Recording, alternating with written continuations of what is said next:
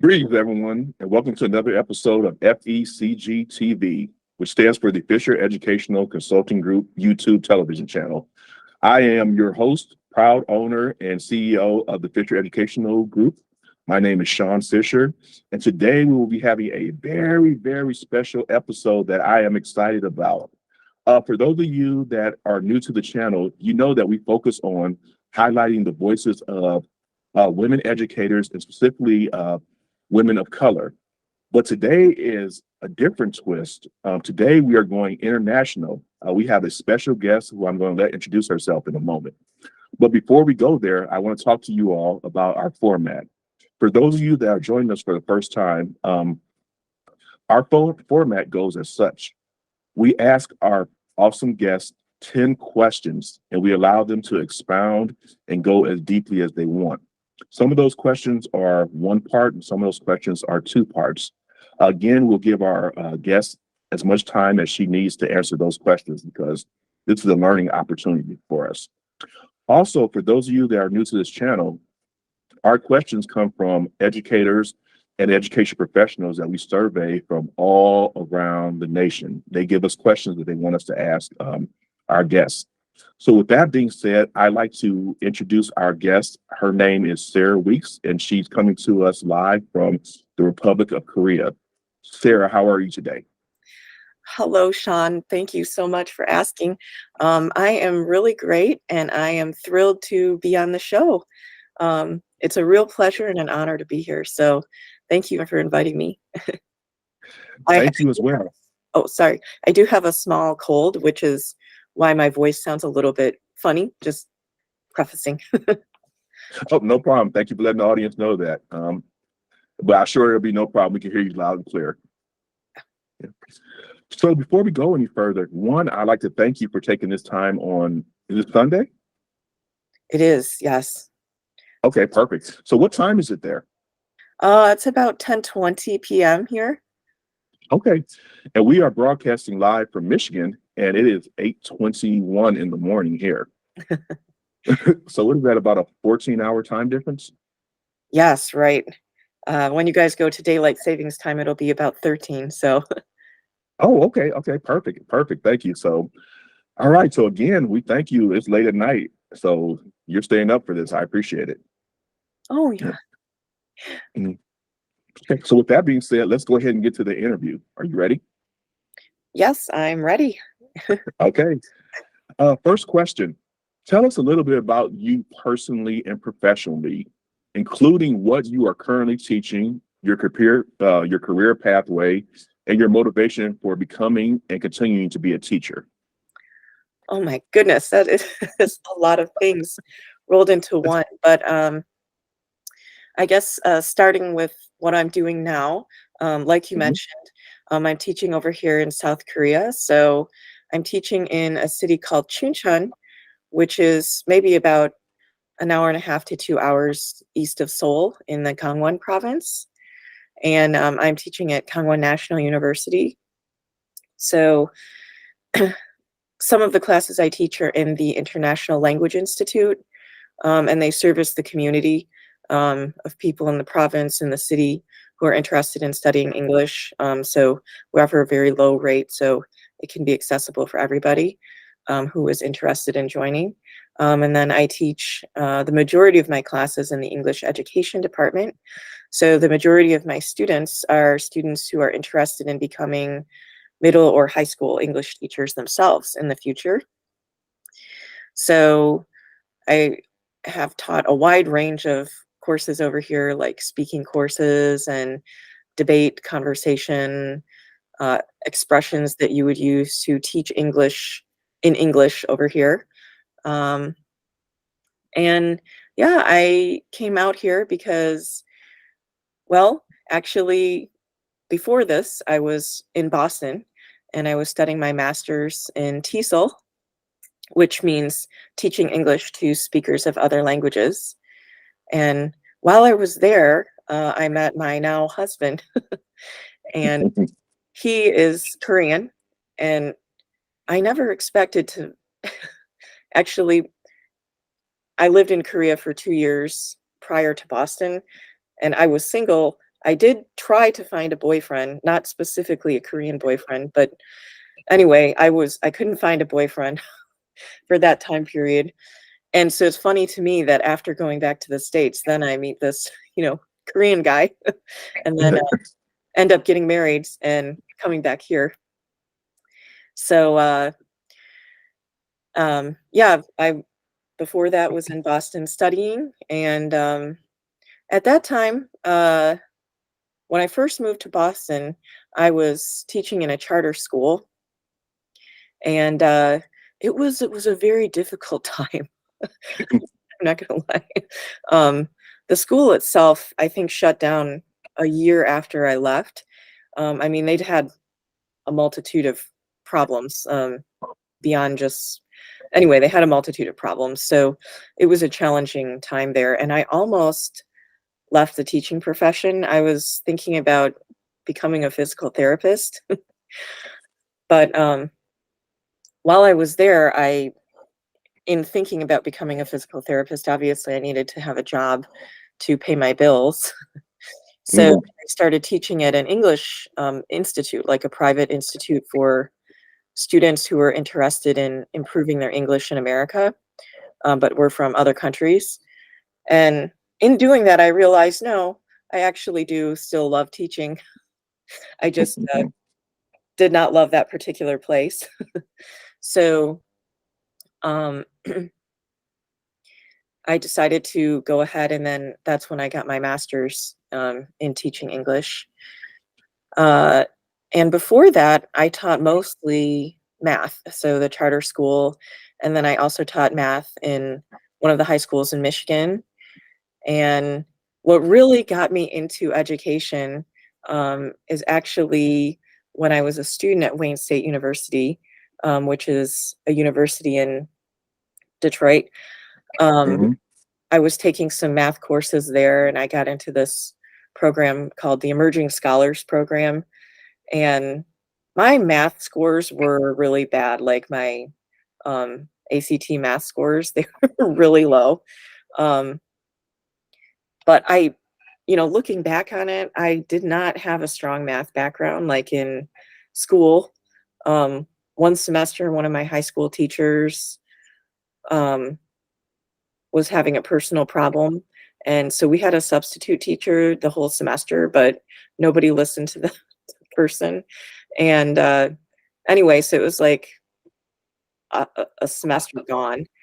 And anyway, the school that I took the test in didn't have a clock on the wall, so I had no idea how much time I had left. But the program recruiter said, "Oh, your grades are really good, and you seem like a strong student. So why don't you join our program? And we think you'd be a great candidate." And I did really well in it. And then they said, "Oh, you seem like you'd be a really good person too to also, you know, teach in our math core program." And I was like, "What's math core?" So they invited me to do some volunteer work on Saturdays. Um, and like as soon as I saw what the students were doing there, I just fell in love with it. So yeah, it's like a shout out to math core. So that's really what got me into it. And mostly math core has a special philosophy that it extends beyond a particular content. And now as I've gotten older, I just realize how much of what they do is just like, you know, living life as a great person. So they always focused on integrity, courage, and like courage in small ways, like courage to express your feelings, courage to say a wrong answer. And anyway, um, that through that program, I had decided to go into the field of education, and um, yeah, it's been great. It's been challenging sometimes, but it's been a great journey. So I don't regret it at all. Awesome. And if I could expound a little bit, I've had the benefit of reading your bio and also look at your resume. Um, you've had some awesome experiences that I want to highlight and give you an opportunity to speak a little bit more about. Hmm. So one of the reasons or one of the purposes of our show is to highlight people's experiences culturally, ethnically, and through their racial identity. You have a unique story as to how you came to America and the relationship you have with both Korea and America. Uh, would you mind talking about that a little bit? Oh, not at all.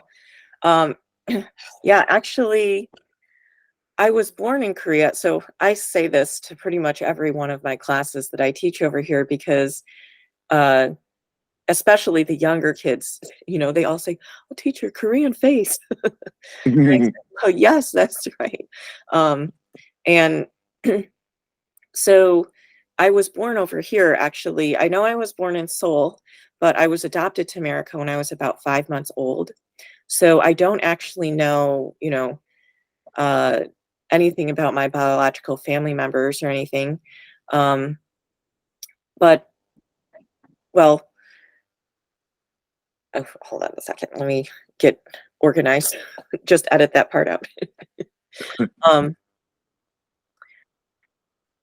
yeah. So I came over when I was about 5 months old, which is why I mean, I had no knowledge or ability to speak the language when I first moved to Korea in 2011 for the first time. Um, and it's really funny because all of my friends who were not Korean looking, if they said anything in Korean, they got applause and like, "Oh wow, your Korean's so good." And you know, I said something, probably better than what they said, but instead I get, "Oh, what's like, why are you talking like that? What's wrong with you?" Um, but I feel it was like really critical for me to come over here. Um, I had it in my plan to come here at some point, but I wasn't sure how I was going to get here. But anyway, I think I was just always so a background is, I grew up downriver in Michigan, and there's pretty much no Asians at all. So I was just always the only one. Um, I guess until my sister got into the school, and she was also adopted from Korea. But it's just actually there were two other Korean adoptees as well. But anyway, we all knew who we were, and I was the oldest of them. So I feel that I had a lot of first experiences in terms of, being that kind of person. So I got a lot of questions from kids when I was young about, like, "Oh, how did you get here? Did you like come in a box?" Like, and they're kids, so they don't know anything. But, as a kid myself, I was like, kind of hurt by some of the things they said. And I think I was also really worried about exploring my Korean heritage because, being an adoptee, I didn't want to sort of like disrespect my adoptive parents at all, or like give them any feelings like, you know, I'm somehow dissatisfied with them, or, what they've done, for me.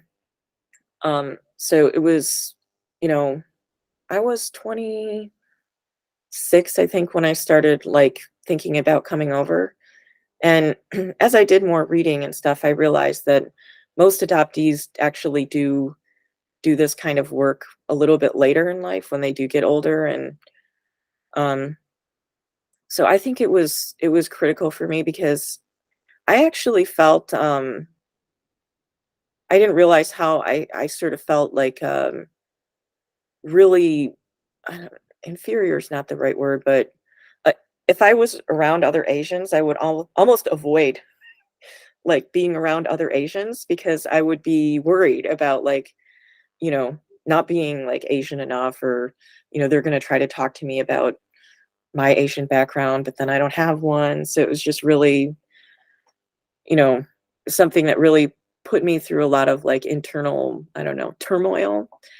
Um, And I just had a lot of questions about, what I sort of had this idea that I could have had another life, like I could have grown up and gone to completely different school, and I mean, in another country, and been eating different food. And I guess I was just curious, like what that would have looked like, and so being the kind of person I am, I needed to see that, I guess.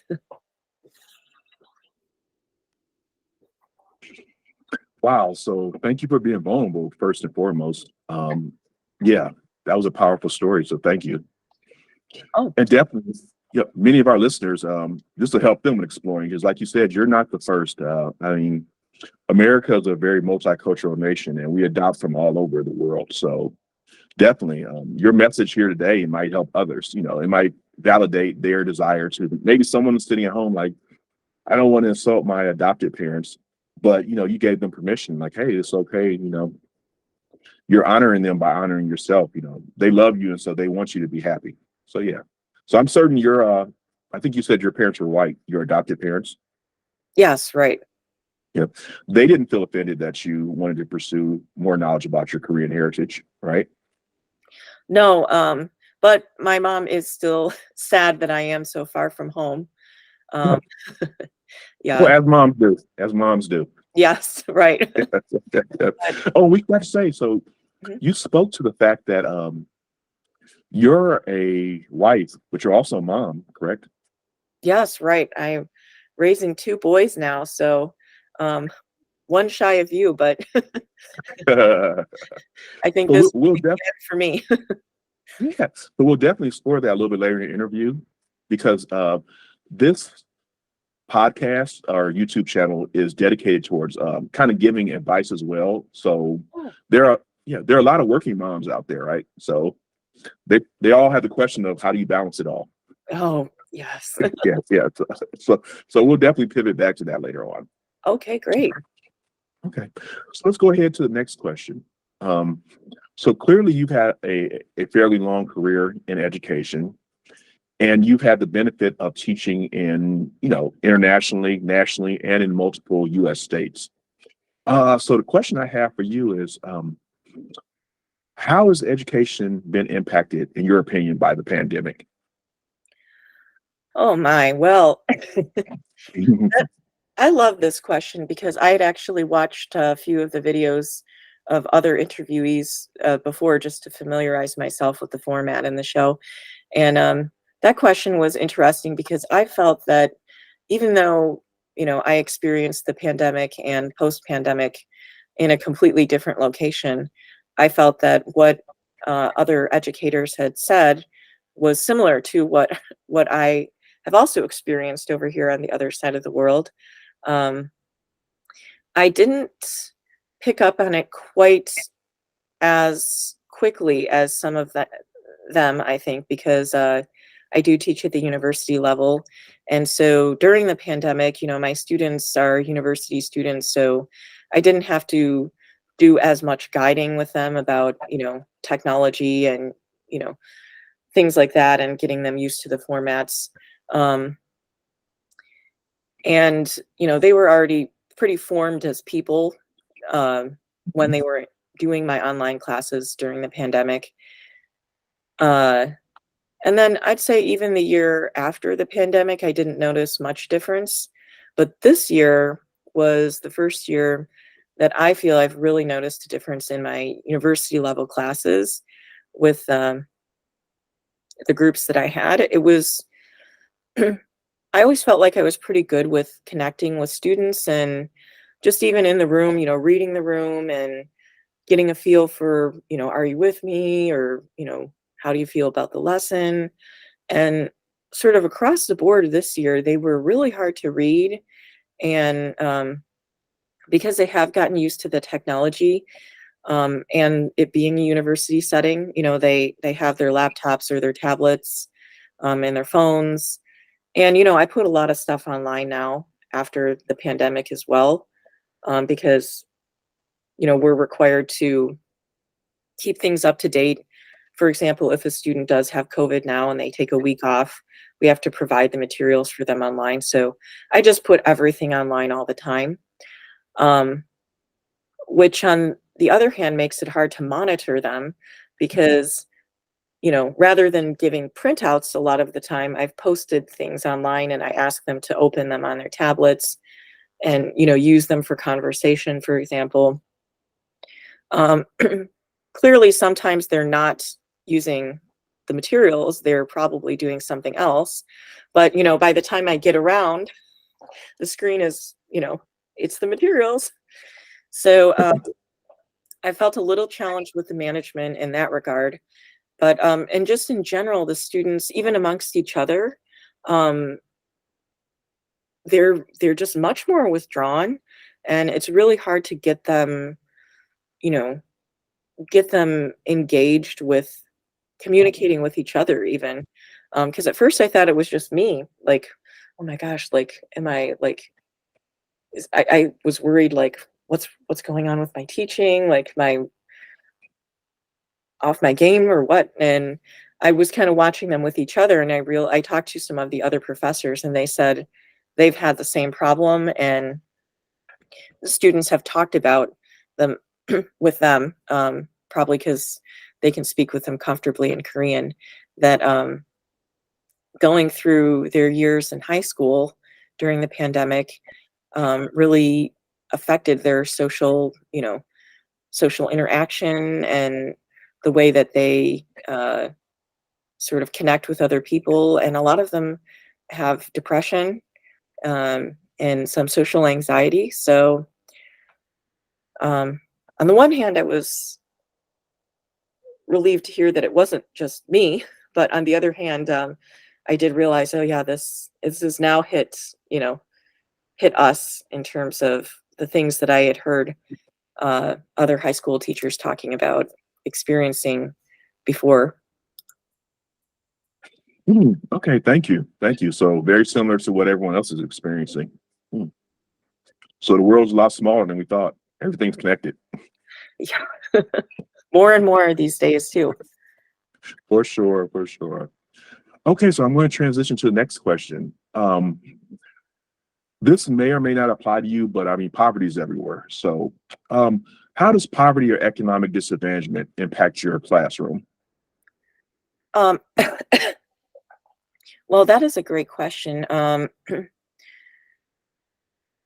I could definitely talk about how I've noticed it affecting classrooms that I've taught in the past in the States. For me currently, though, at this level at the university, it is hard for me to know which of my students have an economic disadvantage. And Sarah, I'm sorry, can I interject really quickly? Oh yeah. Yep. Please feel free, and I'm sorry, we don't have to stay in the contemporary realm. You have a wide body of experience, and I want to take into account and utilize and hear about the breadth of your experience. So you can answer that question from any snapshot of your Oh my. career. So yeah. So it would be great as well to hear about how and if poverty impacts education in Korea.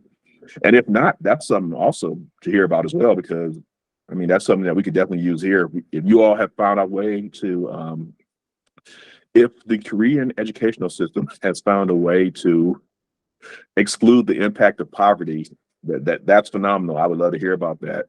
But feel free to just talk about your experience in teaching in Michigan, your experience teaching in Massachusetts or Korea. It's fine. Okay. Well, sure. All right. Well, from the current perspective, uh, basically, and you mentioned that you have some Korean listeners. So if any Korean listeners feel that I'm getting anything wrong, please comment or correct me. But at the university level, I haven't been able to pick out exactly, I haven't been able to recognize, oh, this person probably has an economic disadvantage. However, I will say that in every group, there's been like one or two students who are really low, much lower ability wise than the majority of the other students. And every time I've talked to another professor about, I'm a little concerned about this student, they're really behind, then they have mentioned that they were an applicant who was accepted, sort of, even though they were lower ability wise because of an economic disadvantage. So I found that definitely it does seem to play a role, at least in that regard. But having taught at different levels over here as well, like middle school and in some elementary school programs, I can definitely say that the competition is very fierce over here. Mhm. Which is why you get kids going to cram schools and academies. And I mean, the kids eat dinner here in high school, um, because they're all preparing for the Korean SAT. But after Mhm. that, they go to additional academies and cram schools, a lot of them, to prepare for the testing. And, that type of preparation starts at super young ages. My oldest boy is 3 now, so he's just in daycare, and I've become friends with some of the other daycare moms, and they're already talking about, "Are you gonna send your son to an English kindergarten?"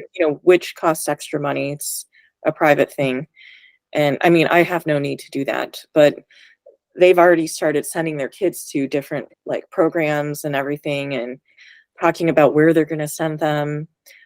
So I would say that the advantage or disadvantage comes into play in terms of parents' ability to send and pay for all of this extra education.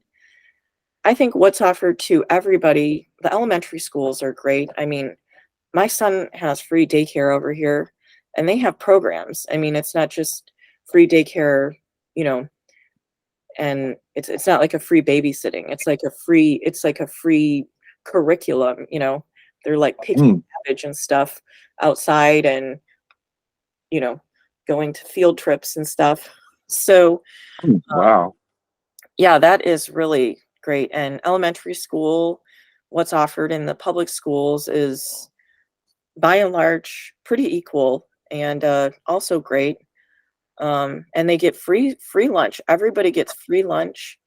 um, I think that makes a huge difference, just in terms of, and this is just an aside, but I mean, the lunches here, I feel when I first moved here, I didn't think that there was a problem with lunch in America, but over here, like every meal has, like, of course, it's got soup.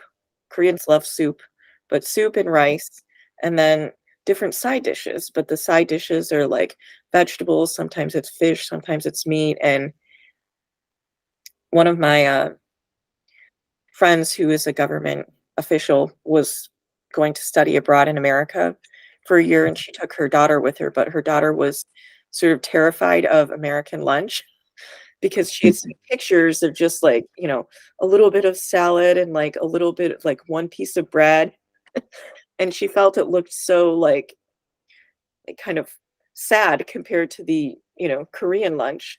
And now, having been over here for a while, I did think, "Oh, yeah, it does look a little sad." But anyway, um, yeah, so to talk about the other, experiences that I had, uh, I'm trying to think about, well, I can talk with you later about how you feel Yeah, about absolutely. Yeah, uh, we could come back to that. So oh, what no, I I was heard you say gonna, was, I this is something I'll talk with you later about how you feel in terms of editing, but, I was gonna say when I was in Boston, I was working at the charter school that I was at, and I feel like charter schools can get a little political, so I don't know if I should go there, but no, no, it's fine. And we do very little editing because we want to use the conversation format. So feel free. There's no political guardrails here. We want you to speak your truth. Yeah, we want you to speak your truth because remember, um, there are people sitting in your former seat, and so they're in these spaces and they're trying to figure out how to navigate those things. So, no, feel free to speak freely. Okay. Yeah. Mhm. Yeah. Well, I mean, I've worked at a couple charter schools actually, and I mean, I don't want to I don't want to put charter schools down because I feel like there are great charter schools out there, and I mean charter schools that, they have their charter and they're following their mission, and you know, I think, you know, anyway, I think there are great ones out there, but I mean, I just sort of noticed that like charter schools seem to pretty much just be like in inner city areas, and some charter schools are, it seems like just the person who started them sort of wants to, I don't know, kind of profit off of them somehow, like they want to have a charter school. And anyway, because some of the things that I think happen at the charter school that I was in uh, would not have happened like in a different setting. Like meaning, you know, uh, the charter school that I was at was, I don't know, probably 98% people of color. I mean, mostly black, and it was, uh, just administratively. I mean, I could just see there were just so many problems, and I just thought, oh my goodness, like, this would not fly. Like this school existing, like, I don't know, in the white suburbs or something, like parents would, it would just wouldn't happen, so um And let me jump in there, just to kind of for our viewers, just connect it back to the original question.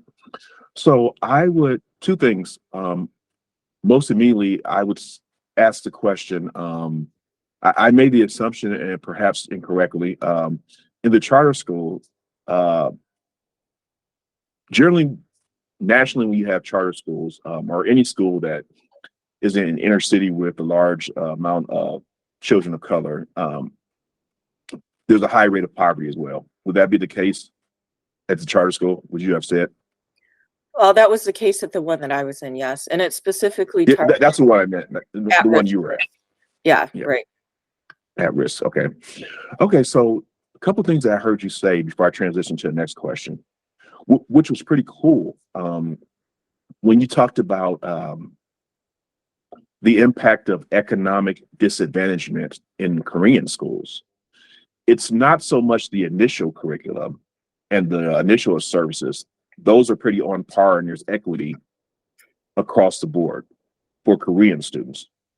It's the additional cram schools and the additional training that there is where if you have poverty or economic disadvantagement, that it may impact your students' competitiveness. That sound correct? Okay. Yes. Then also, yeah, Uh, and then, oh, I'm sorry. Go ahead. oh, I was gonna say, they're in terms of grading too, and certain subjects on their SAT are relatively scored. It's not like an absolute grade, an absolute point system. So that's why they get so competitive because, I mean, you know, if you've got kids who are, all getting almost all correct answers, one wrong answer will really impact your score because you're competing against all the other kids, not just your own, not just yourself. Um, No, so and that makes realize, like, why are the kids, they were freaking out, even in my university classes about, why did I lose 1 point on this one assignment? And I was like, it's not a big deal. It's just, you're going to get an A+ because as a foreigner, I'm allowed to do absolute grading with my students. If I have less than 20 students. Um, hmm. and so I said, like, it's fine. You're fine. You'll be fine. But I realized that they were so worried about it because of how they've gone through their entire educational experience here. No, and that makes sense, definitely. So that's why I could see how poverty or, low economic status could impact that. Because if that intense training is what's going to make you get that additional point, and that additional point is what's going to be the difference in you getting to your academic goal, it makes sense. Another thing that I want to lift up that I heard you say that we struggle with to some degree in the US. It sounds like you all have a universal lunch program, so everyone gets fed. Yes. Mhm. And in the States, they've experimented with that because they know that nutrition impacts academic achievement, right? Whether it's brain development or it's you're distracted because you're hungry. Mhm. So yeah, so that's awesome. And there are studies that show in the States where universal breakfast and lunch have been implemented. Student scores are better and their attendance as well.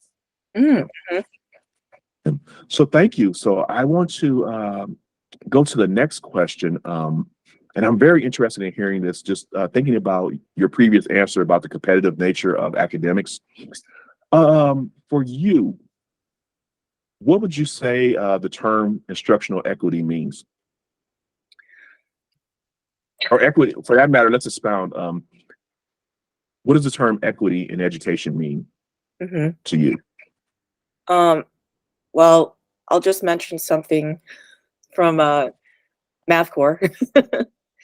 Um, but I can still remember, we had these sort of debriefings at the end of every day of math core where um, college instructors and other team leaders and stuff would talk about what happened on their teams and what happened in the day. And, there were a lot of different events that had cropped up over time. And some of them were challenges, and a lot of times they were highlights that we talked about. But one thing they mentioned when we were debating, how to handle situations that different students experience was, that equality is not the same as fairness. And I guess that really, I found that like revelatory at the time.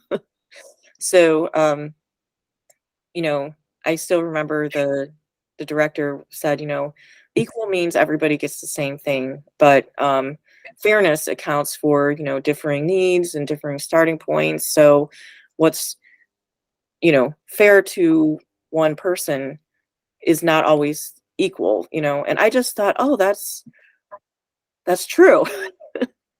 um so I guess for me, like, equity is about trying to provide as many access points for students to engage in learning and instruction as possible. Um, and the way that I see that playing out is, you have students who are coming at whatever the subject is from all different starting points, different backgrounds, different ability levels. And so, what you're presenting might not be accessible to, this individual over here because of, you know, different factors. We don't know what they could be for that person. But I feel, it's my job to try to figure out how I can make it accessible for them, which could be scaffolding, could be doing more, collaboration with other students. Sometimes if there's a number of them, it's recognizing, oh, they need a mini lesson or they need like a little review before we jump into this. Um, and I will say that the pandemic, I feel like, posed some interesting challenges to that because though I didn't experience it as much at the university level, I definitely had students who were not able to access my class um, because of technological, disadvantage. Like they didn't have a camera. I had a couple students who were trying to go to internet cafes over here because they're really cheap to go to, but they couldn't use a camera there, and I was trying to make having your camera on part of the attendance, but not every student had the technological ability. And so as I feel like technology continues to develop, um, I think that's another challenge point that I'm going to continue to work on, um, not only helping my students access, but also as future teachers, help them with how to utilize technology and provide it like different entrance points for their own future students. But it changes so fast, Sean, that I feel behind myself. Now, I wonder, may I insert a question here? Yes. Mhm. Um, for myself and for the audience, why did your learners need to use the internet cafe? Oh, during the pandemic, we had all of our classes online Mhm. at the university level, and we use a platform. Um, well, I don't know. I guess you could kind of imagine it's like Blackboard back home, but it's got it anyway. It's kind of like that. And I was hosting Zoom meetings as well, so that students could have breakout room conversations and things. Um, and I would also post video lectures. They didn't have a problem accessing the video lectures, but to get to the Zoom meetings, I mean, some of them could use their phones, but I did have a couple students who did not have the capability to, I mean, they didn't have a laptop and they didn't have a home computer. And they also were like limited on their phone with the data. So they would go there trying to use, because it wasn't just my class, it was all their classes. So they Mhm. would try to go there to at least join the meeting, but they still couldn't use the camera.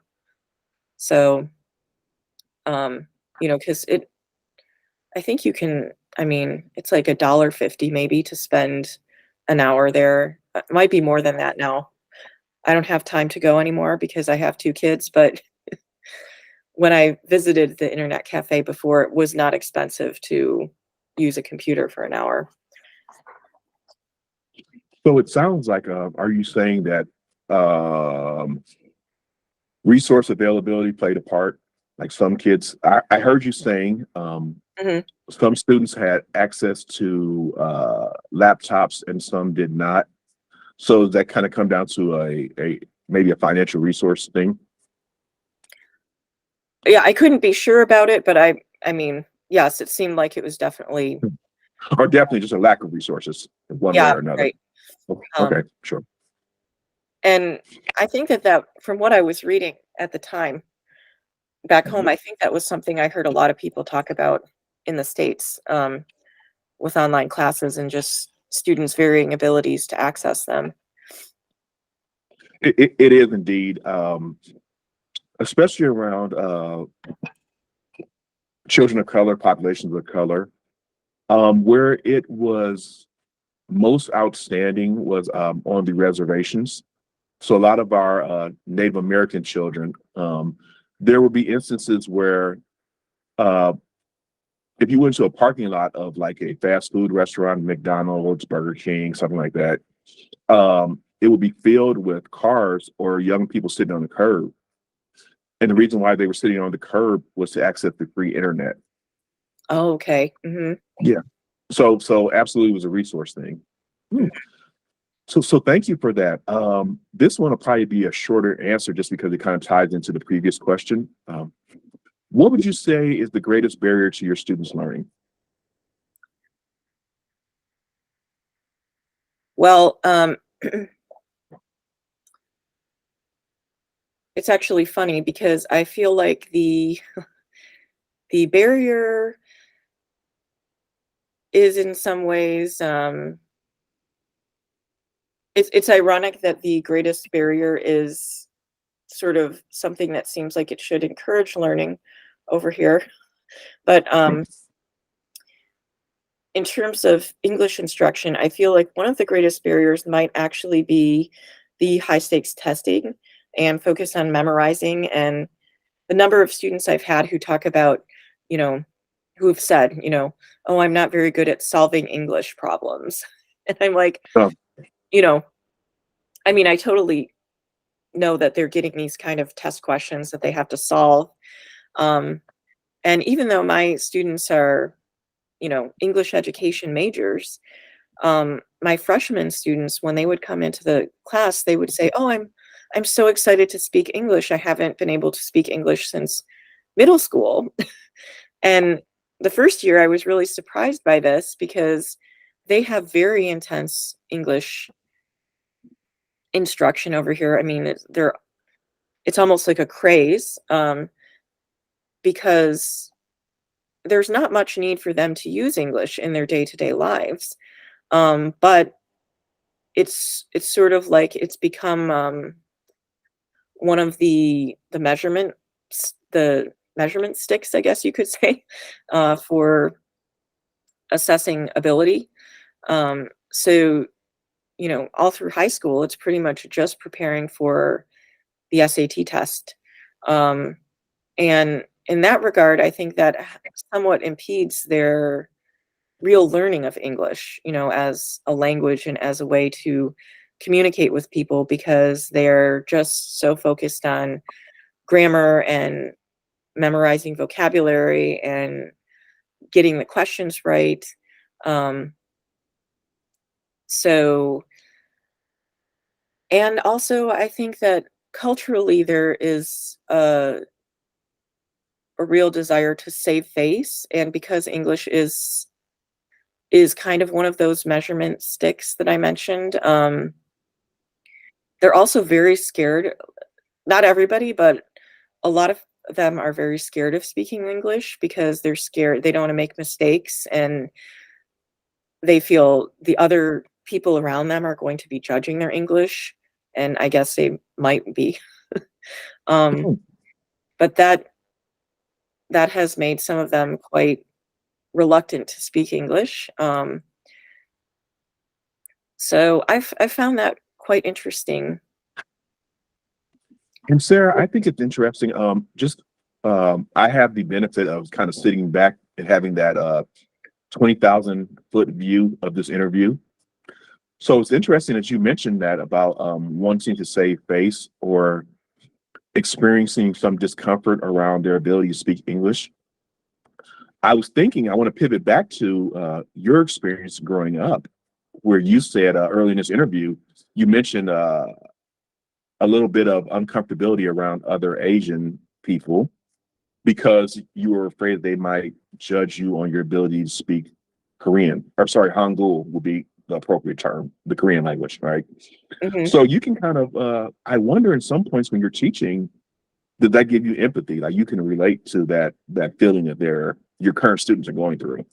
Oh, for sure, and I share those stories with them too because, I say, "I totally understand what you guys are going through because, um, I have studied Korean, ever since I was first here in 2011, but it's been slow progress being an older learner, I guess." Um, Mhm.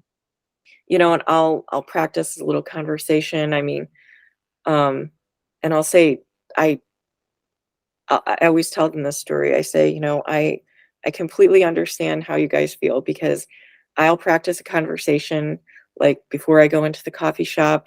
I'm going to order the coffee, and then, I anticipate what the other person's going to say. But then they throw in something else, like, do you want whipped cream on that? I'd be like, no, I was not expecting them to say this thing that was not in my mental script. What are they saying now? And then it just throws me off, and then I'm like, "Ah." So, I say, "You're gonna have those moments, and, just go with it." Most people are understanding, and they'll wanna help you. So, you know, don't be too shy. Just try, and the majority of the time, the person who's listening to you will be wanting to, you know, help you along conversationally. So occasionally you might get someone who is not sympathetic, but just keep going. No, perfect. Thank you. And Sarah, I'm going to make a quick switch here. Although, I've elucidated multiple times the breadth of your experience, right? But let's narrow it going forward for the rest of the interview. Let's try to hone in on your current experiences. I think those are very unique, and people want to hear Hmm. how things are done internationally because that might grow their toolkit. So people are listening to it here, and then we have Canadian listeners too, which would be an international theater as well, right? So they're going to want to know about this. And also, I would add, many of my listeners are teachers of English language learners Oh, who, although those students are in America, they still are the product of a international culture, a mm, non-American culture. So some of the tips that you're bringing up now are going to be applicable in American classrooms. So let's try to hone in there. okay. Okay. So really quickly, what is your advice to new or pre-service teachers? So student teachers that are looking at going into the field now, what would be your advice to them? How could they prep? How could they get ready to be a great teacher? Oh, um, gosh, I feel like I have so many tips. Where to start? Uh,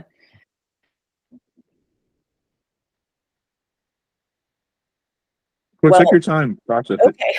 Yeah.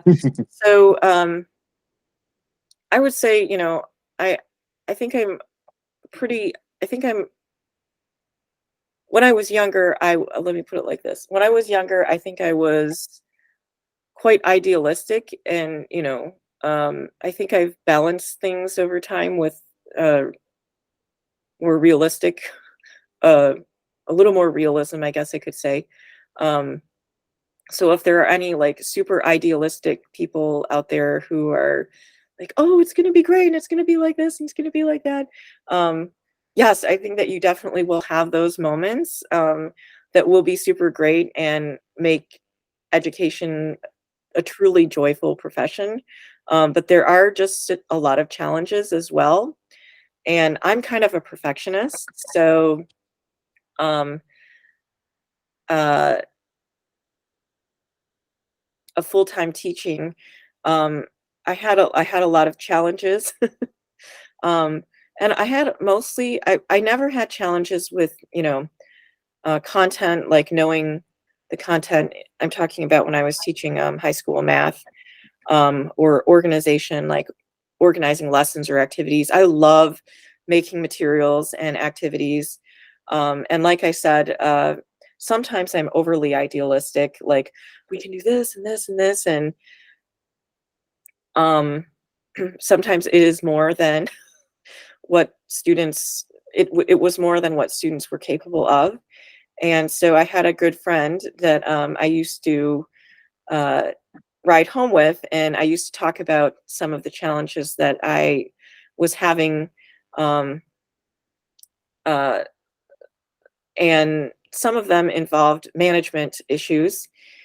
And I guess I could say that as a perfectionist, I would talk about like, this is this, I know I've got to fix this and this and this and this. And I got really overwhelmed with trying to fix like all of the things that I knew were not going well. Um, so I guess one of my tips is that, don't overwhelm yourself. Like if you're a new or pre-service teacher, um, and if you're like me, where you are kind of a perfectionist and you want, you know that there's problems and you want to fix them all at once, is just really be gentle with yourself and patient with yourself, and maybe go after one thing. Um, try to work on that, and then, try to work on this other thing. Don't try to do them all at once. And also, keep track of your progress as well. So that you don't get sort of bogged down by continuing to notice what isn't going well, but keep focused on what has gone well that you've done. Um, and now that I am a parent, I can really I can really notice how I feel like education is similar to parenting in that it really is a lot of hard work. And sometimes it is a little bit, it can be a little, some days can feel a little thankless because, if it's been a hard day for whatever reason, um, students are just complaining or they're just, I don't know, you just feel that, they don't appreciate how much time I've spent preparing this lesson. Um, but it's just like kids where, yeah, a lot of what you're doing might feel like hard and sometimes thankless work, but really look for those joyful moments. And also, um, I think that it's been a great journey for me to come to know myself better. I think students are very sharp and they can very quickly recognize if you're trying to be someone else, in the room. Like if you're Mm. trying to be, you know, the strict mean teacher, but they can tell if you're, not that kind of person. Um, and so I feel that I had some experienced some pressure to be more intimidating or authoritarian in some situations, and uh, I know that's not really going to go well with the kind of person that I am. So it took me a while to figure out, how I can be myself, but sort of have a presence in the room and sort of be able to, command the room and be confident, but not be, not try to be someone else. So that was one of my biggest challenges as well. And also, I think it's important for new teachers to try to uh, figure out good boundaries, not just classroom management boundaries, but I felt I really needed to work on um, setting boundaries for myself in terms of like how much time I was going to spend, you know, after school, uh, you know, grading papers or, making additional activities. There is a lot of time that can be spent doing it, and I like doing that kind of thing. But I felt in my case, it started to become more and more and more. So I've learned to get a better balance with that. Um, and having having seen a lot of different teachers too, I guess. Um, I mean, okay, so oh, hello. I'm still here.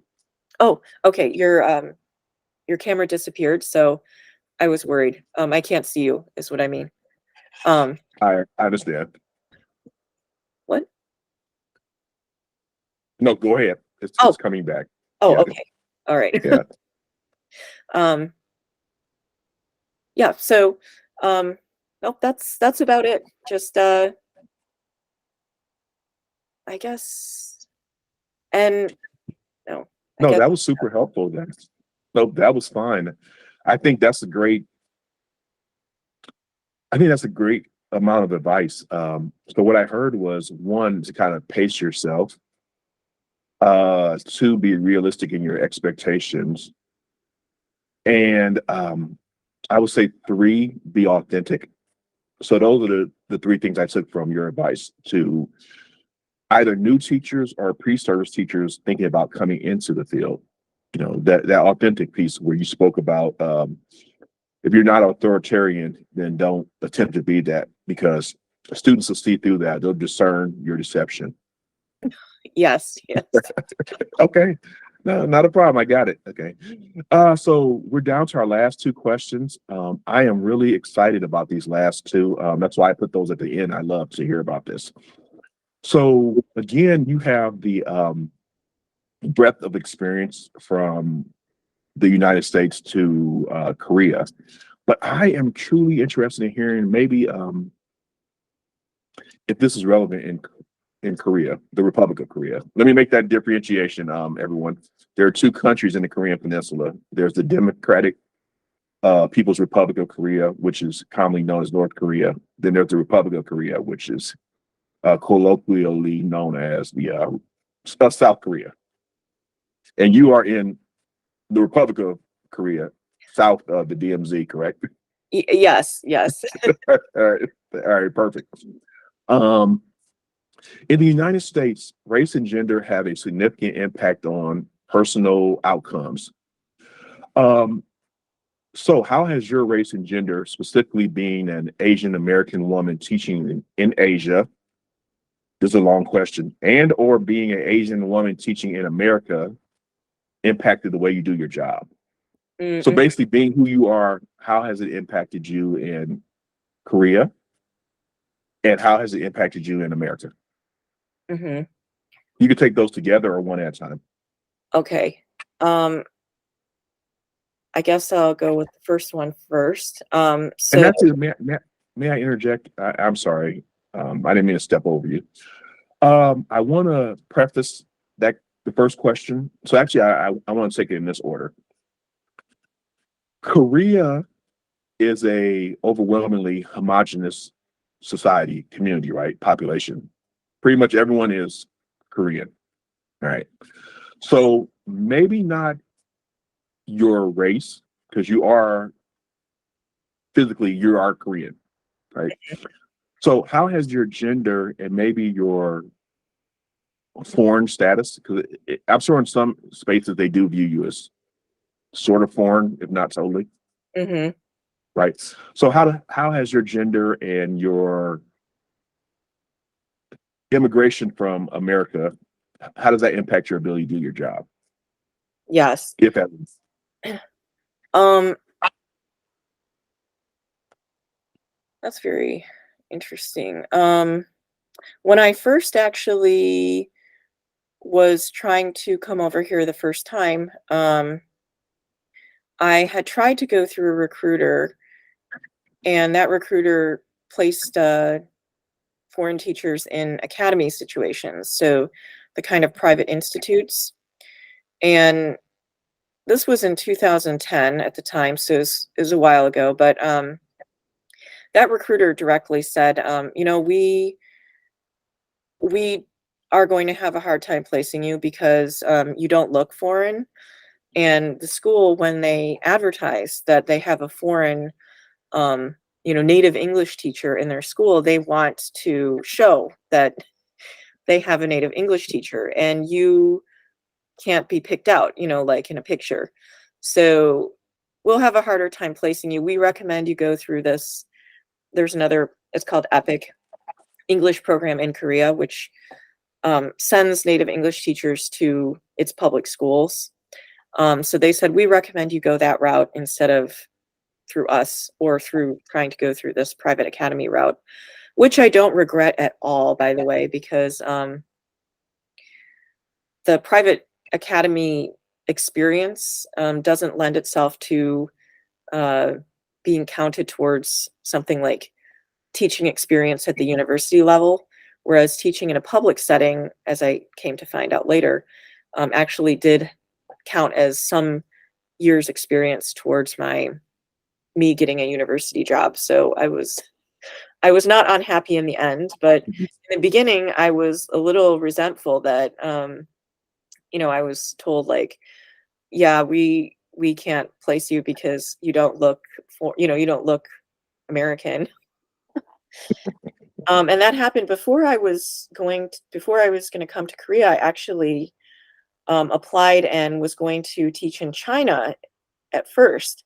And anyway, that plan fell through. But that recruiter said the same thing. They said, you know, you're Asian, and basically, if you go to certain places, they will insist that you have an accent, like that you do not speak like a native English speaker. So just be prepared for that because they're going off of what you look like. And I just I was shocked that I was like, oh, I'm like being discriminated against even over here. But uh I think that that has reduced as Korea has, you know, has had a lot more experiences since then. So now I think uh, it's probably more beneficial in some ways from my current viewpoint because also as an adoptee, I was able to get a different visa. So my visa status is not connected to my job, like it's not a work visa. So, um, you know, other people who are teaching here, um, the university or the school that they work in holds their visa. So it makes it a little more difficult sometimes for them to voice opinions, for example, because they might be scared, oh, if they don't renew me, then, not only do I not have a job, but my visa will be gone and I'll have to go back to, suddenly move back out of the country. So I don't live with that kind of anxiety about my visa status, but I will say it gave me a whole new appreciation for any immigrants back home and what they go through because, um, I'm an immigrant over here, and it is a lot more challenging than I gave it credit for. But the other So, thing I have so to say let's, about being Korean over here is that I think sometimes because Korea is such a homogenous country, and they they have a lot of pride in you know, being Korean, which I think is sometimes funny because um I'm not sure that there is it's like a pure Korean, thing. I mean not thing, but there are oh, yes. I thought I might throw a curve at you and just Oh, yeah. put my hand up and see how you respond to that. Oh, Okay. So, quick question. yeah. Um, you mentioned this is just a 30-second answer, probably. You mentioned being an immigrant to Korea, but I wonder, just, having the benefit of reading your bio that you sent me prior to the interview, Mhm. having been born in Korea and moving to America when you were 5 months old, are you really an immigrant? Or are you just returning home? Yeah, that's a good question. Or do you It have dual citizenship? I guess it's, and I no, guess the question, actually, one thing that's very funny is in order to get the visa that I have now, which is for, like, Koreans who are abroad, so it's for, like, basically descendants of Koreans, or in this case, it was extended to adoptees, but I actually at the embassy, the Korean embassy in Boston, I had to renounce my citizenship. And I said I never had Korean citizenship. I mean, as far as I knew anyway. And I don't think I did have Korean citizenship at all. Um, but they said, well, you physically have to just verbally say, I renounce it. And I said, well, okay, I renounce it. um, okay. so anyway, I don't get dual citizenship, but Oh, um, I I consider myself an immigrant for all intensive purposes because of I feel like my experiences are what immigrants would experience in terms of not knowing the language, not knowing at all, the culture, like how to react in certain situations, what's appropriate, to do, or workplace etiquette. Korea's big on etiquette. mhm. So they have a big drinking culture, for example. So the way that you pour the drinks or accept the drinks and the way that you drink the drink, like everything has to be done, in certain situations to show respect to elders or superiors. And that was like something I learned in the very beginning of my Korean life was, pour the drink with two hands. And then, if somebody else is pouring you a drink, you have to accept it with two hands. And if you're drinking in front of a boss or something, turn to the side and drink it. Don't drink it right in front of them. And there are just all these like little rules. And so, yeah, I guess that's why I definitely think of myself more as an immigrant. And the fact that I don't have citizenship, if the government for some reason decides to make a change to their visa, situation, I could suddenly have to go home. So, Mm. um, So is it different from America in the sense of, I know that you are married to a Korean national or a Korean, well, there I go looking from an American perspective. You are married to a native Korean. yes, right. Does that play into visa status at all? Or Um, does it matter? it would if I had gone for the spousal visa, which means my visa is attached to, yeah, being married to my husband. That visa does exist, and I could have gone for that visa as well, but I chose to go for this visa because it it doesn't make it doesn't make my presence here just attached to him. So um, Okay. yeah, but for all of the other people here who have different visas, I mean, it's sort of a little constant state of anxiety. Uh, Mm, good to know. So I wonder as well, and I'm going to throw a combined question at you. So thinking about South Korea specifically, has your gender played any part in how you do your job? Has it impacted your job at all? Um, I haven't really noticed that it has, um, at least in like where I'm at now. Um,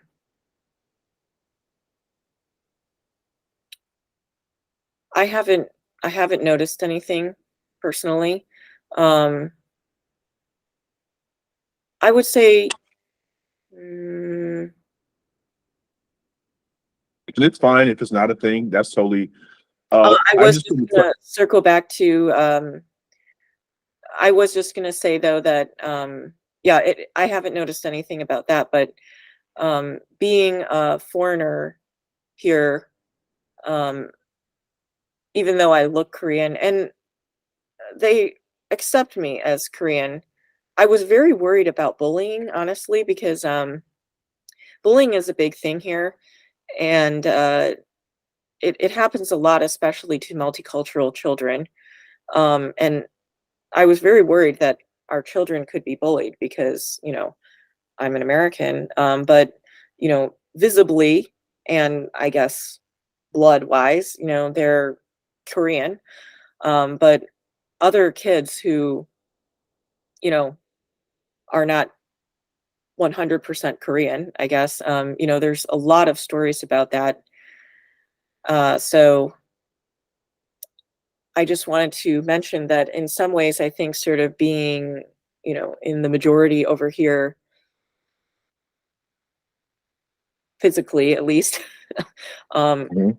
may be helpful in that regard, and in even sometimes just students' comfort with me. I mean, I think I look familiar to them, like a familiar face, And Korea in the beginning, when I was here in 2011, they had a fear of foreigners. I mean, not all of them, but some of my other friends who were here teaching who were not Korean said that co-teachers or other people had thanked them for helping them overcome their fear of foreigners. Like, oh, I was scared to talk to you at first because you're a white woman or whatnot, and now I feel comfortable. And I think part of it was fear of English, but Korea was called the Hermit Kingdom and was not open to foreigners for so long. So I could see that perhaps there were people who had never had an encounter with someone who didn't look Korean, and they could have felt scared. So that's interesting. I wanted to pair back to one of your statements. So, and make sure I heard you correctly, and you didn't misspeak. They refer to you as a white woman. No. I had a friend who was white who Oh, okay. they had thanked her for, helping them overcome their fear of talking to a white. Okay. Thank you. Yeah. Okay. I was wondering, I was like, maybe it's I was going to say, so that culture matters the most. Anyway, so as a former educator myself, I've had some Asian staff, and I often had wondered about if they experienced discrimination either from the students or from staff. And I actually was fearful that I always want to be able to help my staff. And I was fearful that if that happened and a staff member came to me, I could give them general. So, me as a person of color, I have had some experiences with discrimination, but my discrimination would definitely, I feel, be different than maybe discrimination that someone of Asian descent would experience. So, I always had a fear that I would not fully understand their discrimination and not be able to give them the best advice on how to navigate it. So that kind of leads me to the next question I have, which you may help me in the future, right? I mean, as well as the listeners. So when you were teaching in the States, did you experience any discrimination based on your status as an Asian American and your gender as a woman? Mm-hmm. And I make the assumption from I'm sorry, just for our audience, because I know we have audience with multiple understandings of things. So in our prep conversation, prior to the interview going live, the information I gleaned from you led me to believe you identify as a woman, correct? Yes, that's correct. Okay. All right. So that wasn't just a sweeping assumption I made, everyone. That is her identity. Okay, so as a woman and an Asian American woman, Asian woman, did you experience any discrimination in the States? In education or just generally? Education. Sorry. Okay. That's a great question. Yeah, education. Yeah, it's a little hard to say.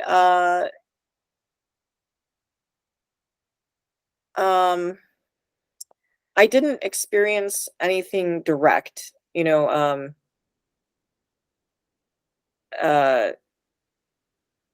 nobody ever said anything to me directly. However, I just, there were definitely times when I felt that, people had preconceived notions about me. I think that one of the big stereotypes about Asian women is, that they're kind of submissive. I'm not sure that that is why I had classroom management problems. I have learned a lot since then, but I think that, and again, I couldn't. I mean, maybe other people of color can identify with the problem where nobody's actually saying anything to you, but Feeling. yeah, you get a feeling. Get a feeling of being othered. Yeah. So yeah, I can't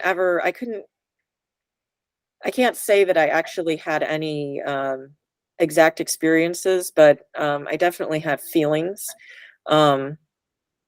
So yeah. Okay. No, thank you. That's fine. I mean, we want authenticity. So if it hasn't been your experience, one, great. That's great. It hasn't been overt. it's sad that even if it's been, you know, less obvious. Yeah. So one thing that you said I will early in the say, interview. oh, sorry. Oh, no, go ahead. Go ahead. Oh, Go I ahead. will say, you know, when I first started teaching in math corps, I think a lot of the students hadn't seen an Asian, an Asian person maybe at all. But it is funny because I did get a lot of comments from them, and I didn't think negatively of them, but just you know, like, oh, her hair is like blowing, like the wind was blowing and like my hair is blowing, and then like other students had insisted that they had seen me out and about. I'm sure they saw a different Asian person, like not me, but they were like, no, it was definitely you, and I was like, it was not me. But Now, for our audience, help us to understand. So Math Corps was based in Detroit. Is that correct? yes, right. And your population would have been overwhelmingly African American. Yes, right. Mhm. Okay, okay. And so that may have well been, if not their first, one of their rare experiences with direct connection with Asian person. Yeah, That's very believable. and I One remember thing I want. really, that was another situation, surprisingly, that I actually felt very, like, uncomfortable with my own identity because, they were very curious about me, and this was, like, my first year. I taught in math corps for 13 years because I loved math corps so much, but, Mhm. my first year in teaching math corps, all the kids kind of wanted to know who I was, but I felt, like, really insecure about myself, like, my identity, because you know, they were asking other people, like, "Where is she from? Where is she from?" And, like, even, you know, that was the biggest challenge for me in the States, also being an Asian American is just constantly having to explain that, like, I'm an American, you know, because even though I say I'm from here, you know, they're like, you know, "Where are you really from?" Or, you know, and then it was worse because if they said, "Where are your parents from?" I was like, "Well, they're from here," and then, you know, but then too, I've had that, come it's very in I mean, I don't wanna get off track, but it's very interesting to me that, other people a lot of people of color that I've talked to, when I've said that my parents are white, they sort of put me into, like, a kind of like, "Oh, well, she's pretty much white," like, category. Like, if your parents were white, then you're white kinda thing. Um, but that's not been the case with white people. You know, so nowhere, has it sort of been like that, you know, "Oh, your parents are white, so you're white." Like, I don't think any white people have insisted upon that, which I always found interesting. But, it was really sort of I would get really, like, uh, worried, sorry, my nose is like, um, it's got something going on. Anyway, um when my math course students were asking me like, you know, and asking around about me, like, where is she from? And I would just get so, you know, I'd have such inner turmoil over this kind of question and having to explain things. And in retrospect, um, I don't, I'm not going to say regret because it couldn't have been any other way, but um, I now feel like much more comfortable talking about that and talking about like my story. I felt like sort of at that time, I felt like I had a story, but I didn't know what it was, and I couldn't tell it to anyone. So I was just like, oh, I'm from here, No, but and that so no, and it's good. It's, you know, it's cathartic to get your story out. It helps you as well as help, you know, other.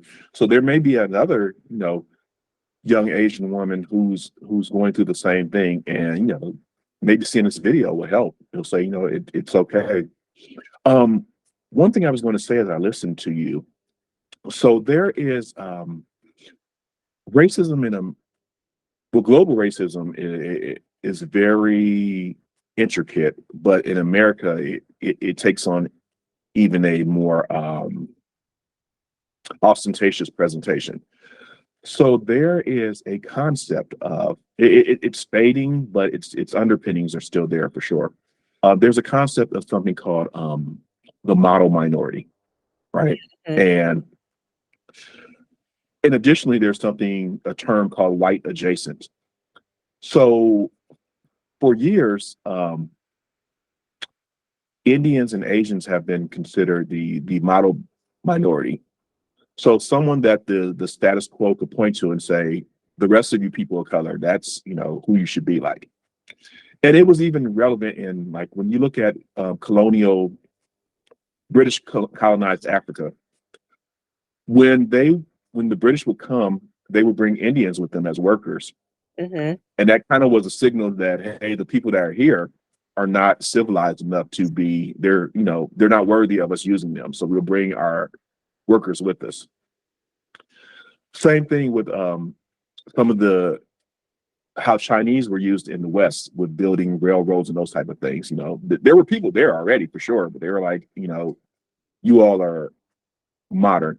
And even in America, the Native Americans, right? The Native Americans who agreed to adopt some European culture, they were renamed the five civilized tribes to say that they weren't civilized. You always heard the term the five civilized tribes. Mhm. They became civilized once they agreed, in the opinion of the majority, Mhm. they became civilized when they agreed to adopt what was perceived as, white culture. But prior to that, and all the ones who did not were considered, uncivilized. So Mhm. that's just something to just something to qualify what you're saying. So that is the experience. And I also want to tie that into something you said earlier, and I just looked at my notes. You said in high school or elementary, you were not good at math. Yes, I mean, I wouldn't say that I was bad at, like, my grades in math were fine.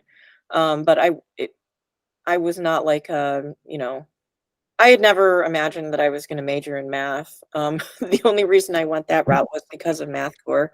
But, yeah, my ACT score, I think, was, like 17 or 15. I mean, it was quite low. I was surprised they even approached me about being in their program. And the reason I say that is because as a former teacher, I remember having I had two students who did not do well in math. Mhm. One was Indian and one was African American student. And the approach from the teachers was totally different. They were convinced, and they always told the Indian student Mhm. that she wasn't trying hard enough. She wasn't applying herself. Mhm. And the African American student, they were like, no, we're going to get you some help. They had the same grade. And it Mhm. ended up being that later on, we found out that the Indian student had a learning disability, and she later on went on to get an IEP. Okay. But she was sending out a cry for help. But Mhm. I believe because her physical presentation as Mm. an Indian Mhm. and the existing perceptions and stereotypes of her prevented her from getting help. It Mhm. wasn't until a teacher who wasn't bound by that discrimination said, I wonder if something else is going on here. You know, let's test this child. And they found out the child did have, and Mhm. it was interesting. By the time that child got the IEP and started getting the help she needed, the African American student had been getting help that entire time Mhm. because I don't, and it might have been discrimination there as well. They might have said, well, African Americans aren't good at math, so we know we got to help you. Mhm. And Indians are, so we're not going to help you. But Mhm. both children needed help. Uh-huh. So I think about that just to say, anyway, that's just my contribution to the conversation. Can I So add Sarah, too? oh yeah, go ahead, I Sarah. was just gonna say that, one of my friends had told me, and I have no idea, like, what the study is or anything, but she had said that when she was in university, one of her psychology professors had presented a, a study, and people had like sort of given people math questions, but in one case, the person administering the questions was Asian and the other person was not Asian. But the students who took the test with the Asian person felt significantly more anxious, like because they sort of felt that, you know, the teacher, it's like, oh my gosh, they're Asian. And when I was in high school, they put me in Quiz Bowl, and I didn't have a talent for trivia or, like solving things quickly. But I just remember, I mean, I would go in on the Quiz Bowl team, and I never answered a question, maybe like one or two the whole season. But other teams would say like they've got an Asian. I was like, oh my gosh. But I did used to wonder if that anxiety existed for my students. Like when I was teaching math in America, I wondered if they felt somehow intimidated, like I'm an Asian teacher and I'm, Asian, going to be good at math. And, I had always wondered that, but I couldn't know for sure.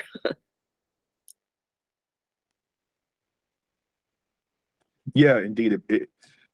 It's a possibility, right? Like it's something we couldn't rule out. I think we all come to the table with our biases, and it's up to us to interrogate ourselves and disrupt those biases so that, we can be the best version of ourselves, not just for ourselves, but for those that we work with, right?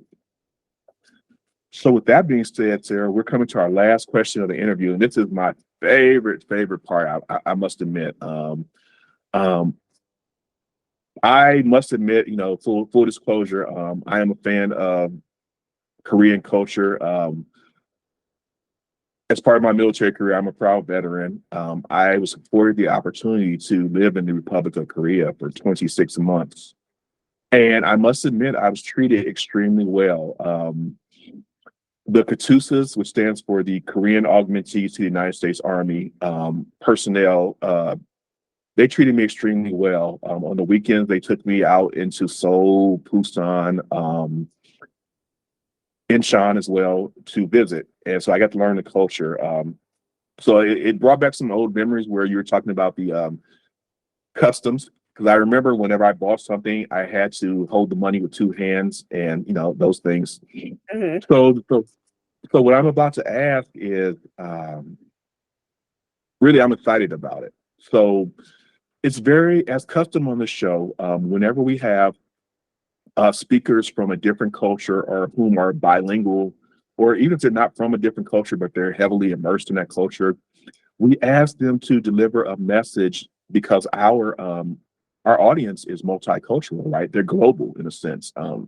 We have a lot of viewers on the West Coast, Korea, sorry, not Korea, I apologize, LA, Seattle, Portland, and we have large Korean communities there that monitor this channel. So I would love to ask you, if you feel comfortable, would you be willing to deliver a message in the Korean language, also known as Hangul? Correct me if I'm wrong. Oh, okay. I'll just say a short one. Go um, for it, please. yeah, just 초대해 주셔서 감사합니다. And 선생님도 fighting. I just said thank you so much for inviting me on the show. And fighting is like an expression in Korean, like, kind of cheering, like, so, don't 포기하지 말고 keep going, like, to the future teachers. Oh, perfect. Thank you. And I recognize kamsamida, which is thank you, right? Yes, right. Okay. So I'm sure I have an accent. You probably had to process it for a moment. Like, what did he say? Well, okay. Oh, I have an accent. I mean, your native Korean speakers definitely would recognize my accent too. Okay, perfect. Okay, so at this time, we're going to close the interview. Sarah, I'd like to thank you so much for donating this time during, is it almost midnight there? What time is it there now? Yeah, almost midnight. Oh my goodness. So thank you so much. This Sunday evening for you, Sunday morning for me joining us. Our audience really appreciates it. For those of you that are joining late, our guest has been Sarah Weeks. She is a English and math teacher and also a teacher of English language. Why did I say not English language learners? Tell me again what TESOL means. Teaching English to speakers of other languages. Yep, thank you. So she's an English teacher, math teacher, and a TESOL teacher in the Republic of South Korea, or Republic of Korea, South Korea. This has been your host, Sean Fisher, and this has been another episode of the FECGTV, which stands for the Fisher Educational Consulting Group YouTube television channel. And again, we had our great guest, Sarah, and we were going to have her back at some point. Thank you, Sarah.